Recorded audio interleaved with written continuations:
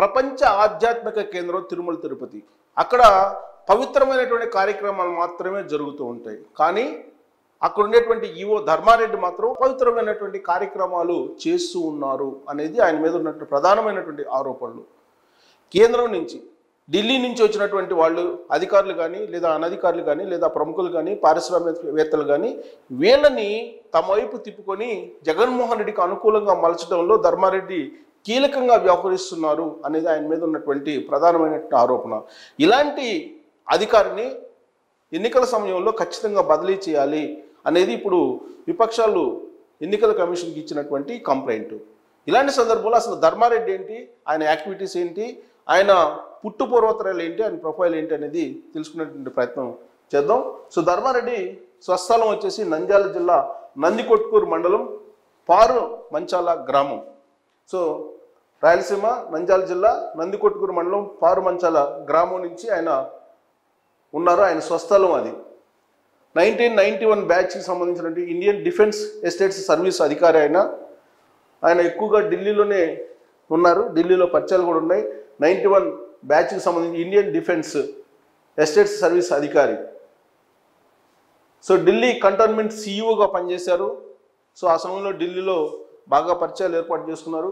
కేంద్ర హోంశాఖలో డైరెక్ట్ పదవులు కూడా ఉపయోగించారు, డైరెక్టర్ పదవి చేశారు. కాబట్టి కేంద్ర హోంశాఖలో ఆయనకి అడ్మినిస్ట్రేషన్ లెవెల్లో పరిచయాలు బాగా ఉన్నాయి, విస్తృతమైనటువంటి పరిచయాలు ధర్మారెడ్డికి ఉన్నాయి. అందుకే డిప్యుటేషన్ మీద జగన్మోహన్ రెడ్డి ఆయన్ని తిరుమల తిరుపతికి తీసుకొచ్చుకున్నారు, అక్కడ ఈవోగా నియమించారు. ఆయన ఈవోగా చేయాల్సిన పనుల కన్నా కూడా మించినటువంటి పనులు చేస్తున్నారు అనేది ఆయన మీద ఉన్నటువంటి ప్రధానమైనటువంటి ఆరోపణ. సో ధర్మారెడ్డి పైన ఢిల్లీలో క్రిమినల్ కేసు కూడా ఒకటి బుక్ అయింది. అంటే ఆయన అప్పట్లోనే ఢిల్లీలో పనిచేసినప్పుడే ఆయన మీద క్రిమినల్ కేసు బుక్ అయింది. అయినప్పటికీ కూడా జగన్మోహన్ రెడ్డి మాత్రం చాలా ఆప్యాయంగా, అభిమానంగా ఆయనే కావాలని చెప్పి ఢిల్లీ నుంచి తీసుకొచ్చుకున్నారు డిప్యుటేషన్ మీద ధర్మారెడ్డిని. ఇక బలవంతపు వసూళ్లు, ఫోర్జరీ, సాక్ష్యాలు తారుమారు చేశారనే అభియోగాలు ధర్మారెడ్డి ఎదుర్కొంటూ ఉన్నారు. ఆయన మీద ప్రధానమైనటువంటి ఆరోపణలు అవి బలవంతపు వసూళ్లు చేశారని చెప్పి, అలాగే ఫోర్జరీ సంతకాలు, సాక్ష్యాలు తారుమారు చేశారనేటువంటి అభియోగాలు ఉన్నాయి. బహుశా జగన్మోహన్ రెడ్డికి ఇవన్నీ కూడా పెద్ద నేరంగా కనిపించవు ఏమో, అందుకే ధర్మారెడ్డిని తీసుకొచ్చి తిరుమల తిరుపతి దేవస్థానంలో ప్రతిష్ఠించారు. సో డిప్యుటేషన్ మీద కేంద్ర సర్వీస్ నుంచి ఏపీ క్యాడర్కు తీసుకొచ్చుకున్నారు. జగన్మోహన్ రెడ్డికి ముఖ్యమంత్రి హోదాలో ఆయనకి ఏం కావాలో అవి తీసుకొచ్చుకున్నారు. తెలంగాణలో ఉండేటువంటి తెలంగాణ క్యాడర్కి సంబంధించి ఐపీఎస్, ఐఏఎస్ఎల్ని డిప్యుటేషన్ మీద తీసుకొచ్చుకున్నారు. అలాగే ఢిల్లీలో ఉండేటువంటి ధర్మారెడ్డి లాంటి వాళ్ళని డిప్యుటేషన్ మీద తీసుకొచ్చి ఈ 5 ఏళ్ల పాటు జగన్మోహన్ రెడ్డి తనకు కావాల్సినటువంటి పనులని, తనకి కావాల్సినటువంటి అవసరాలని తీర్చుకునేటువంటి ప్రయత్నం చేశారు. దాంట్లో భాగంగా ధర్మారెడ్డి లాంటి వాళ్ళని ఉపయోగించుకున్నారు. సో ధర్మారెడ్డికి చాలా పరిచయాలు కూడా ఉన్నాయి. 9 ఏళ్ళు తిరుమల తిరుపతి దేవస్థానం ఈవోగా పనిచేసిన ధర్మారెడ్డి బహుశా తిరుమల తిరుపతి దేవస్థానం చరిత్రలో ఈవోగా ఇన్ని సంవత్సరాల పాటు పనిచేసినటువంటి అధికారి ఎవరైనా ఉన్నారంటే ధర్మారెడ్డి.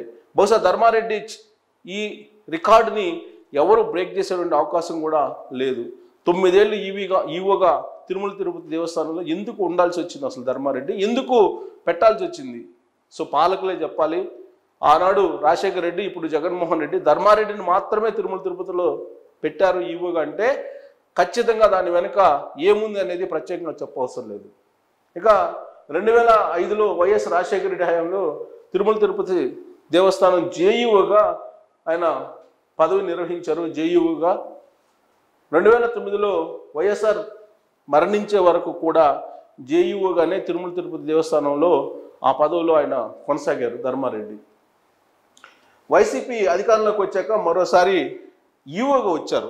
రాజశేఖర టైంలోనేమో జేఈఓగా నిర్వహించారు. ఆ తర్వాత జగన్మోహన్ రెడ్డి రాగానే ఈఓగా వచ్చారు. అంటే రాజశేఖర రెడ్డి చనిపోయిన తర్వాత ఈయన మళ్ళీ ఢిల్లీకి వెళ్ళిపోయారు. సో అంటే రాజశేఖర రెడ్డి ఉంటే తిరుమల తిరుపతి దేవస్థానం, జగన్మోహన్ రెడ్డి ఉంటే తిరుమల తిరుపతి దేవస్థానం, లేదంటే ఢిల్లీకి వెళ్తారు ధర్మారెడ్డి. దాని వెనక ఏముంది అనేది మీరు ఆలోచించండి. సో ఈవోగా ఆయన వచ్చారు జగన్మోహన్ రెడ్డి ముఖ్యమంత్రి అయిన తర్వాత. 2019లో తిరుమల తిరుపతి దేవస్థానం ఈవోగా నియమించారు జగన్మోహన్ రెడ్డి ధర్మారెడ్డిని తీసుకొచ్చి ఢిల్లీ నుంచి. సో కేంద్ర సర్వీస్ అధికారులకు డిప్యుటేషన్ గడువు 3 ఏళ్ళు మాత్రమే. సహజంగా నిబంధనల ప్రకారం సర్వీస్ రూల్స్ ప్రకారం డిప్యుటేషన్ మీద ఎవరైనా సరే 3 ఇయర్సే ఉంటారు. కేంద్ర సర్వీసుల నుంచి వచ్చినటువంటి వాళ్ళ రాష్ట్రానికి 3 ఇయర్స్ మాత్రమే పర్మిషన్ ఉంటుంది. కానీ జగన్మోహన్ రెడ్డికి నరేంద్ర మోడీకి ఉన్నటువంటి బలమైనటువంటి బంధం కారణంగా దాన్ని ఎక్స్టెండ్ చేసుకోగలిగారు. గడువు దాటినప్పటికీ డిప్యుటేషన్ పొడిగించినటువంటి వైసీపీ ప్రభుత్వం. సో జగన్మోహన్ రెడ్డి ఏది కావాలంటే అది నరేంద్ర మోడీ ఇచ్చేటువంటి బంధం వాళ్ళిద్దరి మధ్య రాజకీయాలకు అతీతంగా ఉంది. ఆ విషయాన్ని నేను చెప్పడం కాదు, అది జగన్మోహన్ రెడ్డి అనేక సందర్భాల్లో చెప్పారు. బహుశా అతీతమైనటువంటి రాజకీయ బంధాన్ని ఈ రూపంలో ఉపయోగించుకొని ఉండవచ్చు. అందుకే కేంద్ర సర్వీసుల నుంచి డిప్యుటేషన్ మీద రాష్ట్రానికి వచ్చే 3 సంవత్సరాల గడువు మ్యాక్సిమం ఉంటుంది. కాటినప్పటికి కూడా ధర్మారెడ్డిని ఇంకా తిరుమల తిరుపతి దేవస్థానం ఈవోగానే కొనసాగిస్తూ ఉన్నారు జగన్మోహన్ రెడ్డి.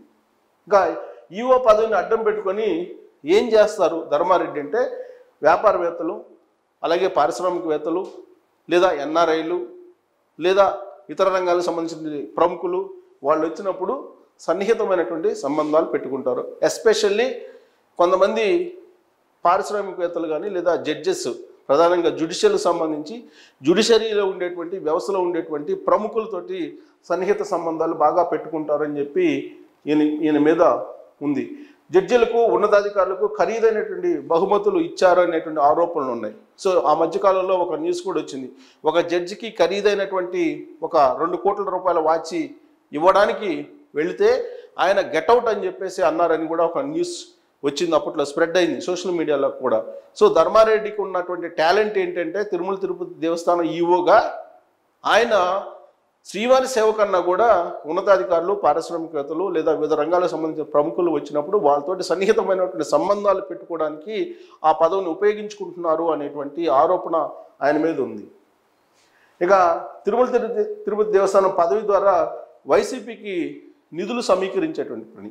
సో వాస్తవంగా తిరుమల తిరుపతి దేవస్థానం అనేది ఒక కామధేనులాగా మారిపోయింది. ప్రభుత్వాలు ఏమున్నప్పటికీ కూడా అక్కడ ధార్మిక కార్యక్రమాలకు ఉపయోగించవలసినటువంటి నిధుల్ని రాష్ట్ర ప్రభుత్వాలు డైవర్ట్ చేసేసి సొంత ప్రయోజనాలకి ఉపయోగించుకుంటున్నారు. అందుకు తగిన విధంగా ధర్మారెడ్డి వ్యవహరించి జగన్మోహన్ రెడ్డికి అన్ని రకాలుగా సహాయ సహకారాలు అందిస్తున్నారు అనేది కూడా ఆయన మీద ఉన్నటువంటి మరొక అభియోగం. సో తిరుపతి ఎమ్మెల్యే భూమన కరుణాకర్ రెడ్డి కుమారుడికి 1500 కోట్ల తిరుమల తిరుపతి దేవస్థానం కాంట్రాక్ట్ ఇచ్చారు. సో ఈయన ధర్మారెడ్డి వల్ల ఒరిగింది ఏంది అని అంటే, వైఎస్ఆర్ కాంగ్రెస్ పార్టీకి సంబంధించినటువంటి కరుణాకర్ రెడ్డి అంటే జగన్మోహన్ రెడ్డికి అత్యంత సన్నిహితుడు, కుటుంబంలో సభ్యులుగా ఉండేటువంటి కరుణాకర్ రెడ్డి కుమారుడికి 1500 కోట్ల రూపాయల కాంట్రాక్ట్ తిరుమల తిరుపతి దేవస్థానానికి సంబంధించి ఈవో ధర్మారెడ్డి ఇచ్చారు అనేది అది ఆన్ రికార్డ్ ఉంటుంది. సో ఒకే ఆర్థిక సంవత్సరంలో తిరుమల తిరుపతి దేవస్థానం ఎప్పుడూ ఇంత భారీ మొత్తంలో కాంట్రాక్ట్ ఇవ్వలేదు. గతంలో ఎప్పుడు ఈ కాంట్రాక్ట్ని ఇవ్వలేదు, కానీ ధర్మారెడ్డికి మాత్రమే అది చెల్లింది. ఇక భూములతో కుమ్మక్కయ్యారని ధర్మారెడ్డి పైన ప్రతిపక్షాల ఆరోపణలు ధర్మారెడ్డి మీద అనేకం ఉన్నాయి. భూమన కరుణాకర్ రెడ్డితోటి కుమ్మక్కయ్యారనేది, అందరితోటి కుమ్మక్క అవుతారు ధర్మారెడ్డి అవసరమైతే. ఆ విషయం విపక్షాలు అనేక సందర్భాల్లో కూడా చెప్పాయి. 2024 మే 14న ఈయన డిప్యుటేషన్ గడువు ముగియబోతుంది. 14 వచ్చే నెల 14కి ముగియబోతుంది. సో డిప్యుటేషన్ ముగిసిన తర్వాత ఆయన వెళ్ళాలి. కానీ మరోసారి పొడిగించకపోతే కేంద్ర సర్వీస్కు వెళ్ళక తప్పదు. బహుశా ఈసారి అవకాశం ఉండకపోవచ్చు. జగన్మోహన్ రెడ్డి మళ్ళీ అధికారంలోకి వచ్చే అవకాశం లేదని చెప్పి సర్వేలు చెప్తున్నాయి. కాబట్టి ఎన్నికల సమయంలో వివిధ రంగాలకు సంబంధించినటువంటి ప్రముఖులు అక్కడికి వచ్చినప్పుడు, ఎన్నికల సమయం కాకపోయినప్పటికీ కూడా జగన్మోహన్ రెడ్డికి ఏం కావాలో అవన్నీ చేసి పెట్టడానికి తిరుమల తిరుపతి దేవస్థానంలో శ్రీవారిని దర్శించుకోవడానికి వచ్చేటువంటి వివిధ రంగాలకు సంబంధించిన ప్రముఖుల్ని వాళ్ళతోటి లైజనింగ్ నడిపి జగన్మోహన్ రెడ్డికి ఏం కావాలో అవి చేసి పెట్టడానికి ధర్మారెడ్డి అక్కడ ఉన్నారు.